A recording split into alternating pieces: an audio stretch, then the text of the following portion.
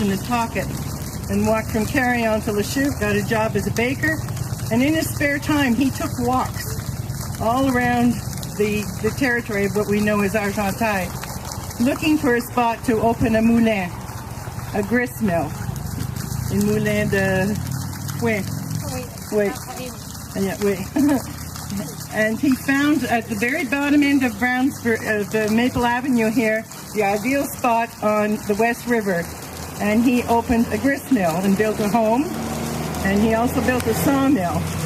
And in 1934, his daughter Jane, he had two daughters, one married and went back to England. The other one married Alex McGibbon, who was part of the McGibbon family, who are famous throughout the county for their logging and lumber business. This young man married the Jane Brown and built the home that Marielle and Francois Chauvin live in at the bottom end. So this is the oldest house still standing in Brownsburg. And 4 years ago, I was pretty bored, and it was longer than that, it's 5 years ago, and I took a course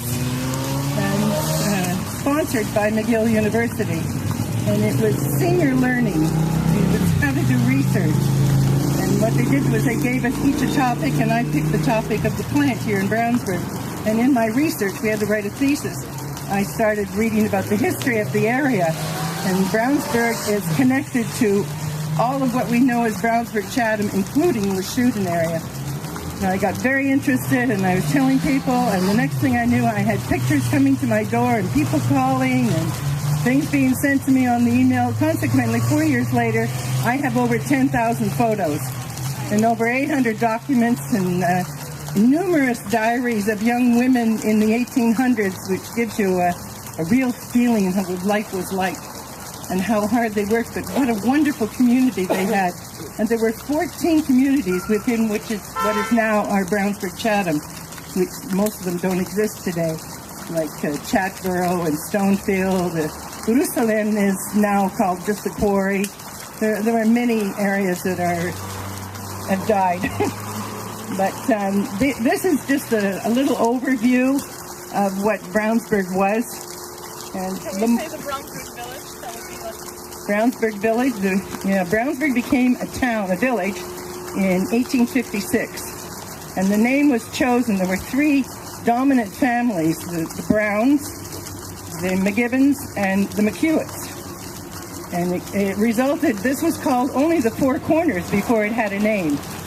They wanted to have a post office, and in order to have a post office, you had to have a name. But there was a bar. There was always a bar. And there was plenty of fistfights going on about what the name was going to be. Anyways, the Browns won out because the Browns married into the McGibbons. So the McEwitts lost on that count. And this mill, the Moulin de Lin, was built in 1856, I believe, by a man named Thomas Foreman. And he eventually sold to the Morrison family. And it was operated until the late 30s, 1930s. Where are you, Therese? Therese and her husband, Guy, down here, live in the Morrison home. And they still have pieces of the moulin down below on the river. That's on the what they call the East River. That's how the Michel Gauthier, right? Yes, on this side of the river, right. That is what this place is. This was attached to the house in behind the brick home that you see near the highway. This was Brownsburg from the 20s to 1944 when this all burnt down. It was called the Parizeau block. And the Parizeau family did indeed rebuild only out of cement and brick after. This was Mr. Schuh's pharmacy, but this was the Hardy building. It was a general store way back in the late 1800s. And next door, remember there was a home there. It was called the Hamilton home. The Hamilton family lived in there. This Ira McFall and his brother built the store here on the corner. That was beautiful. That was still there when I was a young girl. It was so beautiful. Big, wide, broad board floors and the cabinets The showcases were all thick, heavy oak wood with rounded glass, and it was a beautiful store. That was torn down and a pharmacy was built there, but then the pharmacy burned down. There's been a lot of fires in Brownsburg. This is the original home of Howard Gatt Howard, Arthur Gatt Howard.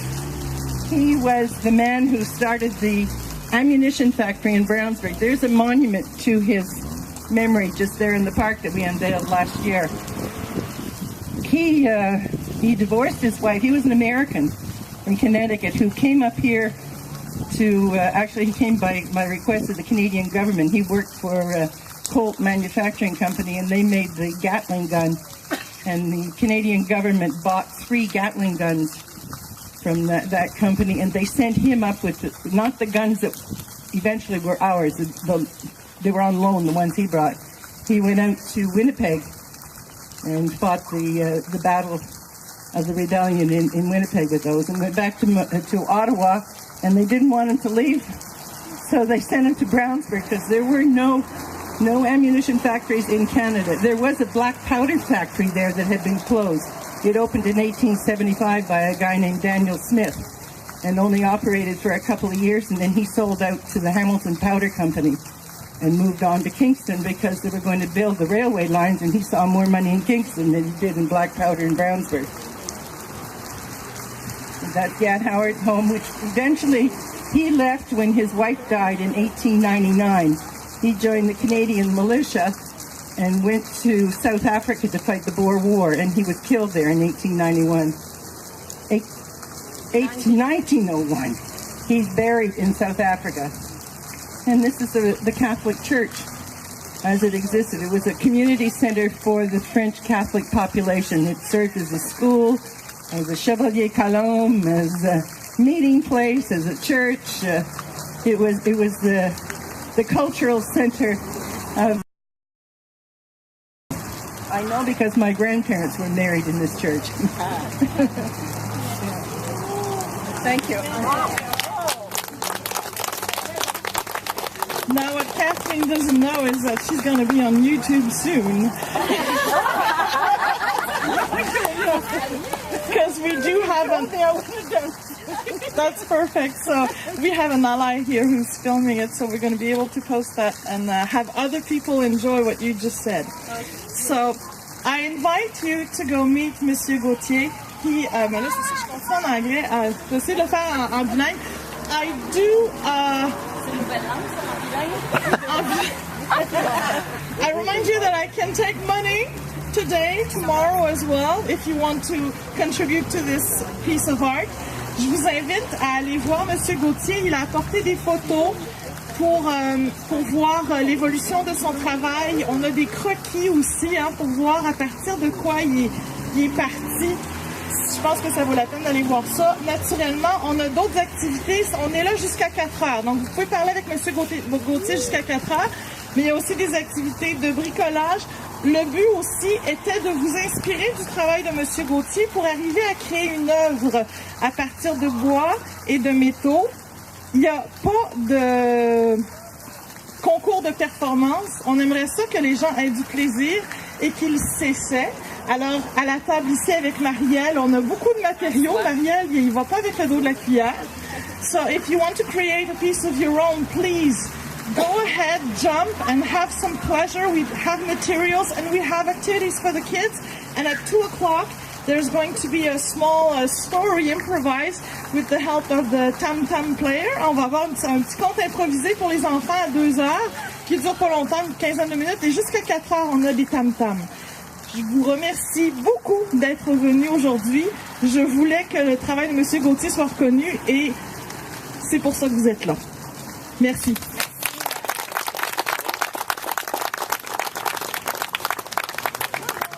Il faut quand même pas oublier que tout ça, si ça s'est fait, ça s'est réalisé à bout de bras, vraiment, là, Cynthia. C'est maître d'œuvre.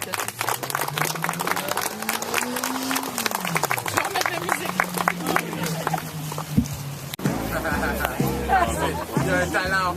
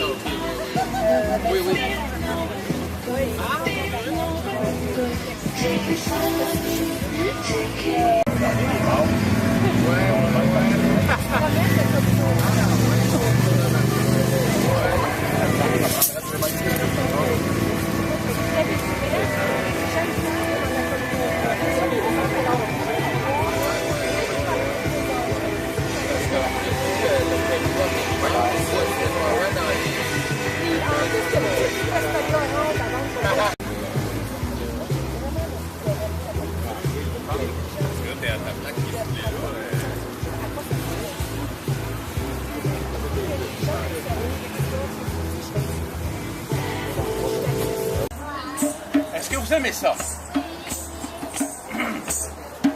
Est-ce que si je vous donne une forme de dinosaure, êtes-vous capable de me dire ce que c'est? OK, admettons, un dinosaure qui a une tête là, ça monte comme ça, il y a des plaques osseuses sur le dos. Un stégosaure. Il y en a qui sont pas mal faites. Les dinosaures, comment ça vient au monde? Dans un œuf. On va laisser répondre.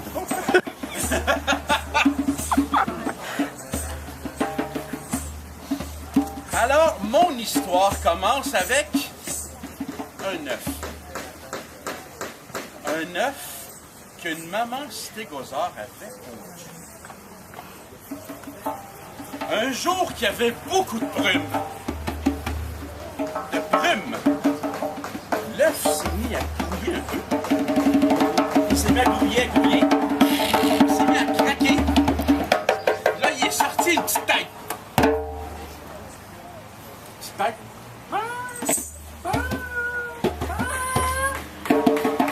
Mais il y avait de la brume. Aucun des autres stégosaures le voyait.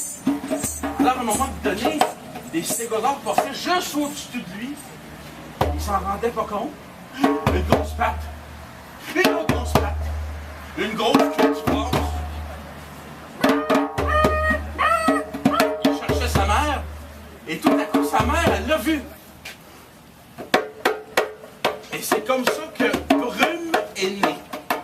Parce que le stégosaure, il s'est appelé Brume. Parce qu'il est né dans Brume. Alors, au fil des années, on va dire des mois pour commencer. Parce qu'un stégosaure, ça vient gros vite. Il se promenait avec le troupeau de stégosaures. Comme il était un peu plus petit, il mangeait plus des herbes. Il mangeait des feuilles, des fois, mais juste des petits arbustes. Pendant que les autres, ils mangeaient des grosses feuilles, des gros arbres. À un moment donné, il n'y avait plus de feuilles, il n'y avait plus d'herbes, on changeait. Alors, c'était un gros troupeau. Il marchait. De temps en temps, il y avait un feu. C'est la foudre. Alors, il faut s'en aller. Le troupeau partait. À un moment donné, le troupeau a trouvé un bel endroit. Et savez-vous ce qu'il y avait dans cet endroit-là? De l'eau. Il y avait des arbres. Il y avait de la verdure en masse. Et cette journée-là, il y avait quoi? De la brume! Encore de la brume! Alors, ils sont mis à manger, mais tout à coup, qu'est-ce qu'ils ont entendu? Des bruits de poissons.